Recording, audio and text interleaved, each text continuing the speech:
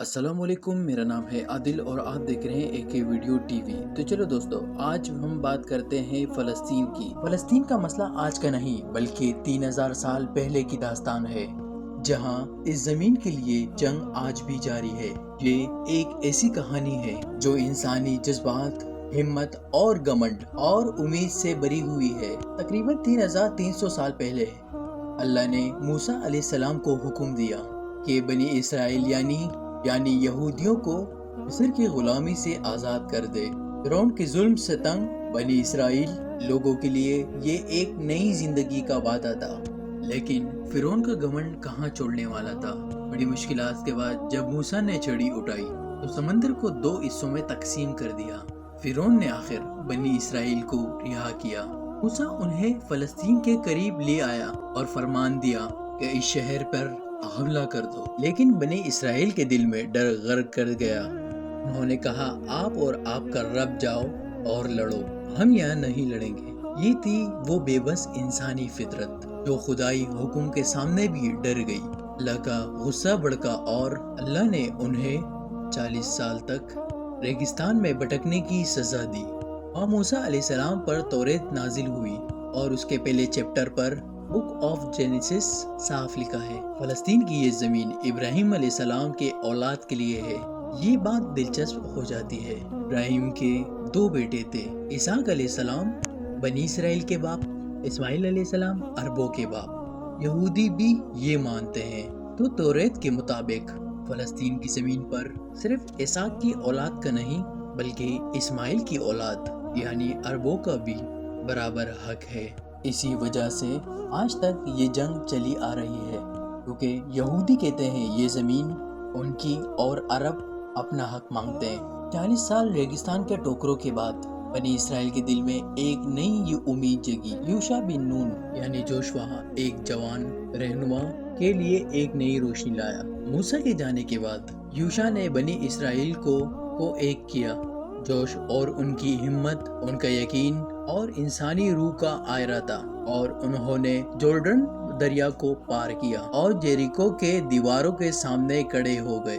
کہا جاتا ہے کہ یوشع کے حکم پر بنی اسرائیل نے شہر کے گرد ہفتوں روز تک چکر لگائے، اور 7ویں دن ان کے شور اور نعروں نے آسمان چھو لیے، جیریکو کی دیواریں گر گئی۔ یہ تھی انسانی ہمت کی جیت۔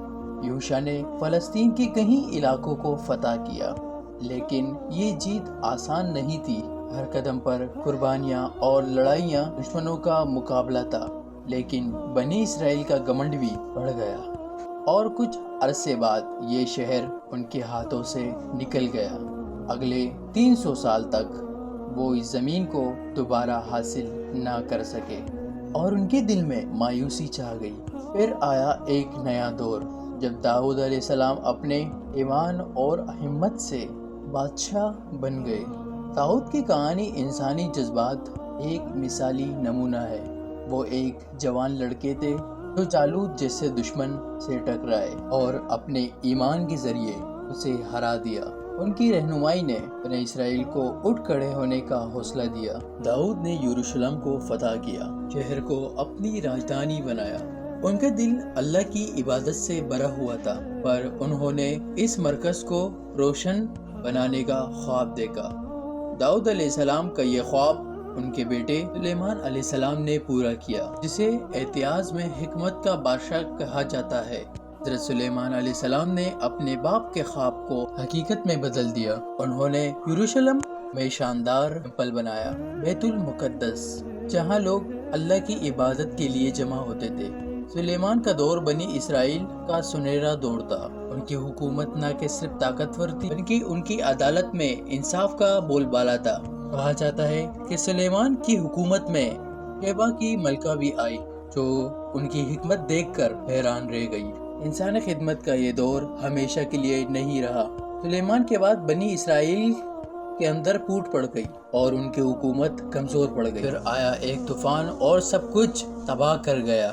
400 سال بعد عراق میں بابل کی طاقتور سلطنت گزری، اور اس کا بادشاہ بخت نصر ایک ایسا شخص تھا ظلم اور تباہی کا عالم بردار تھا۔ ان کا گھمنڈ اور لالچ انسانی فطرت کے اس اندھیرے پہلو کو دکھاتا ہے جو طاقت کے نشے میں ڈوب جاتا ہے۔ اس نے فلسطین پر حملہ کیا، یروشلم کو تباہ کر دیا اور حضرت سلیمان علیہ السلام کا ٹیمپل زمیں بوس کر دیا۔ ہزاروں یہودی قتل ہوئے اور ان میں جو بچے انہیں غلام بنا کر بابل لے جایا گیا۔ یہ ایک ایسا لمحہ تھا کہ بنی اسرائیل کے دل ٹوٹ گئے، لیکن ان کی امید ابھی باقی تھی۔ 70 سال غلامی میں رہنے کے بعد ایک نئے ہیرو نے انہیں آزادی دی۔ زرکنین اور کچھ سائرس دی گریٹ بھی مانتے ہیں یہ بادشاہ انسانی نیک دلی کا مثال تھا۔ اس نے یہودیوں کو فلسطین واپس بھیجا اور ٹیمپل بنانے کے لیے مدد دی۔ یہودیوں نے 400 سال اور حکومت کی، پھر رومن امپائر نے سب کچھ بدل دیا۔ رومنوں کا ظلم اتنا بھیانک تھا کہ اتہاس کا ہر صفحہ کانپ اٹھا۔ انہوں نے ہزاروں یہودیوں کو قتل کیا، بیت المقدس کو تباہ کیا اور یہودیوں کو 600 سال تک فلسطین سے نکال دیا۔ یہ ٹیمپل آج بھی نہیں بنا۔ 600 سال بعد رومن امپائر نے ایک بڑی غلطی کی۔ انہوں نے اسلام کے نئے مذہب پر حملہ کیا جو عرب میں تیزی سے پھیل رہا تھا، لیکن اسلام اور خلافت اتنی طاقتور تھی کہ کچھ ہی سالوں میں رومن پرشین امپائر کو ہرا دیا گیا۔ حضرت عمر دنیا کے سب سے بڑے بادشاہ یروشلم کے دروازے پر کھڑے تھے۔ رسول اللہ صلی اللہ علیہ وآلہ وسلم نے فرمایا تھا یروشلم فتح کریں گے۔ مسلمانوں کے پاس 2 راستے تھے، شہر کو تباہ کرے یا محاصرہ کرے۔ 6 مہینے بعد گورنر سپوریس نے کہا کہ شہر تبھی سونپوں گا کہ جب حضرت عمر خود آئے۔ خالد بن ولید رضی اللہ تعالیٰ عنہ نے سوچا کہ عمر کو کیوں پریشان کریں، اور وہ عمر کی روح پر ملے کیونکہ ان کی شکل اور 7 فٹ قد عمر سے ملتا تھا، لیکن سوفیورس نے پہچان لیا۔ مجبوراً دنیا کے سب سے بڑے بادشاہ پیدل چلا آیا۔ سوفیورس شاہی انداز میں تیار تھا، لیکن عمر عام کپڑوں میں اپنے غلام کے ساتھ اونٹ پر آئے۔ یہ منزل یروشلم کے لیے حیرت انگیز تھا۔ پہلی بار کسی بادشاہ نے بغیر خون بہائے شہر فتح کیا۔ عمر نے سب مذہبوں کو آزادی دی اور صفونیس کی شرط ٹکرائی کہ یہودیوں کو روکوں۔ اس طرح یروشلم اسماعیل علیہ السلام کے اولاد کے پاس آئے۔ 350 سال تک مسلمان، یہودی اور عیسائی امن سے رہے، لیکن پھر ایک نیا طوفان آیا۔ یوسینڈرس نے یورپ سے فوج جمع کی اور جا کے یروشلم پر حملہ کیا۔ مسلمان کے آپس کے جھگڑوں کا فائدہ اٹھا کر انہوں نے مسلمان اور یہودیوں کے اوپر ظلم کے پہاڑ توڑے، مسجد اقصی کو پیلس بنایا اور سائنا آکس میں چھپے لوگوں کو زندہ جلا دیا۔ یہ ظلم اتہاس کا شرمناک حصہ ہے۔ 90 سال بعد سلطان صلاح الدین ایوبی نے مسلم دنیا کو ایک کیا اور یروشلم واپس فتح کیا۔ عیسائی سوچ رہے تھے کہ صلاح الدین بدلہ لے گا، لیکن انہوں نے عمر رضی اللہ تعالیٰ عنہ کی مثال دی۔ انہوں نے عیسائیوں کو معاف کیا اور دوبارہ مسجد اقصی بنائی اور سب کو آزادی دی۔ صلاح الدین ایوبی نے کہا، میں وہ نہیں جو تم نے کیا، میں صلاح الدین ہوں۔ یہ تھا امن کا پیغام۔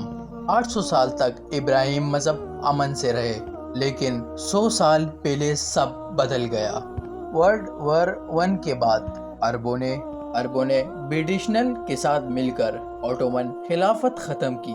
نیشنلزم کے چکر میں فلسطین ہاتھ سے چلا گیا۔ یہاں ایک راز کھلتا ہے، برٹش اور یہودیوں کی ڈیل تھی، یہودی اسٹیٹ بنے گی۔ یہودی یورپ میں طاقتور تھے اور برٹشر ان کا سپورٹ چاہتے تھے۔ زائنسٹ موومنٹ نے فلسطین چنا اور اوٹومنز ختم ہونے کے بعد یہودی دنیا بھر سے وہاں جمع ہوئے، زمینیں خریدنے لگے۔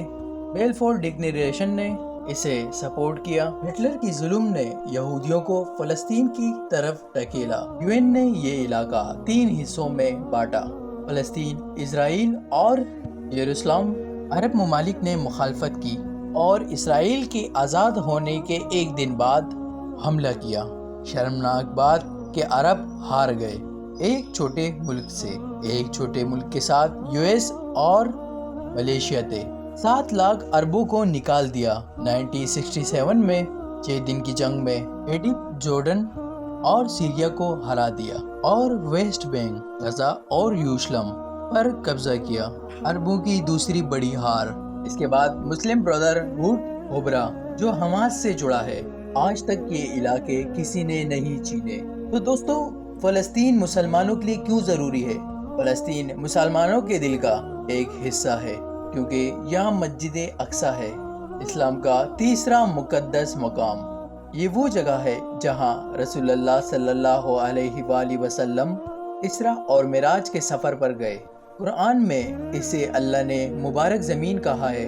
حدیث میں رسول اللہ صلی اللہ علیہ وسلم نے فرمایا، صرف 3 مسجدوں کے لیے سفر کرو، مسجد حرم، مسجد نبوی اور مسجد اقصی۔ یہ زمین ابراہیم، اسحاق، اسماعیل، داؤد، سلیمان، عیسیٰ علیہ السلام کا گھر رہی ہے۔ فلسطین نہ صرف روحانی بلکہ مسلمانوں کی شناخت کا ایک حصہ ہے، کیونکہ یہ ایمان، صبر اور جہاد کا رمز ہے۔ آج جب مسلمان اس زمین کے لیے لڑتے ہیں تو وہ اپنے مذہب اور اتحاد کے لیے لڑتے ہیں۔ یہ ایک ایسا مقام ہے جو مسلمانوں کو ایک کرتا ہے۔ اور آج غزہ کے حالات آپ سب دیکھ سکتے ہیں۔ غزہ ایک کھلا قید خانہ ہے جہاں 20 لاکھ لوگ چھوٹے سی علاقے میں بند ہے۔ اکتوبر 2023 سے اسرائیل کے حملوں نے 46,000 سے زیادہ فلسطینیوں کو شہید کیا، جس میں 17,000 بچے ہیں۔ ہاسپٹل، گھر اور اسکول تباہ ہو چکے ہیں۔ بھوک، پانی، دوائیوں کی کمی نے زندگی کو جہنم بنا دیا۔ UNRWA کے مطابق میڈیٹرینین 8 لوگوں کی جانیں جا رہی ہے اور 40 ڈگری سیلسیس ڈگری کی گرمی میں ڈی ہائیڈریشن بڑھ رہا ہے۔ لیکن غزہ کے لوگوں کا ایمان کمزور نہیں ہوا۔ وہ نماز پڑھتے ہیں، بارش کے پانی سے وضو کرتے ہیں اور اللہ پر بھروسہ رکھتے ہیں، یہ دکھاتے ہوئے بھی انسانی روح ظلم کے سامنے بھی ٹوٹ نہیں سکتے۔ یہ صبر اور ہمت دنیا کے مسلمانوں کے لیے ایک مثال ہے۔ تو اب سوال یہ اٹھتا ہے، مسلمانوں کو کیا کرنا چاہیے؟ مسلمانوں کا فرض ہے فلسطین کے لیے آواز اٹھائے۔ قرآن کہتا ہے، تم بہترین امت ہو جو نیک کام کا حکم دیتے ہو اور برائی سے روکتے ہو۔ ہر مسلمان کو چاہیے دعا کرے اور صدقہ دے اور اپنے علاقے میں پروٹیسٹ کرے۔ مسلم حکمرانوں کو چاہیے کہ وہ اسرائیل کے خلاف ڈپلومیٹک اور اکانومک دباؤ ڈالے، جیسے ٹریڈ بند کرنا، ICJ میں کیس مضبوط کرنا۔ ہر گھر میں فلسطین کے لیے چرچا ہونی چاہیے تاکہ نئی نسل اس مسئلے کو سمجھے۔ یہ ایمان کا امتحان ہے، ہمیں اپنی آواز سے ظلم کے خلاف لڑنا ہے۔ مسلمانوں کو ایک ہونا ہوگا، کیونکہ حدیث کے مطابق مسلمان ایک جسم کی طرح ہے، جیسے ایک حصہ درد میں ہوتا ہے تو پورا بدن درد محسوس کرتا ہے۔ اسلامی پروسیس کے مطابق فلسطین آخری زمانہ میں اہم کردار ادا کرے گا۔ حدیث میں ہے، حضرت عیسیٰ علیہ السلام لوط جو فلسطین میں ہے دجال کو قتل کر دے گا۔ یہ زمین الشام کا حصہ ہے، جس کے بارے میں رسول اللہ نے فرمایا، الشام اللہ کی پسندیدہ زمین ہے جہاں وہ اپنے چنے ہوئے بندے کو جمع کرتا ہے۔ کئی علماء کا ماننا ہے کہ فلسطین کی آزادی آخری زمانے کے واقعہ کا بڑا حصہ ہوگی، جب حق اور باطل کے درمیان اصلاح کن جنگ ہوگی۔ یہ پروسیس مسلمانوں کو امید دیتی ہے کہ فلسطین ایک دن آزاد ضرور ہوگا، لیکن یہ بھی یاد رکھنا ہے کہ اللہ کا حکم، جب تک تم اپنی حالت نہ بدلو، اللہ تمہاری حالت نہیں بدلے گا۔ اسی لیے مسلمانوں کو ایمان ایک دم پروسیس کی تکمیل کے لیے کام کرنا ہوگا۔ اس انفارمیٹک ویڈیو دیکھنے کے لیے ہمارے چینل کو سبسکرائب کریں تاکہ ہر نئی آنے والی ویڈیو آپ تک پہنچتی رہے۔ تب تک کے لیے اپنا اور اپنے پیاروں کا خیال رکھیں۔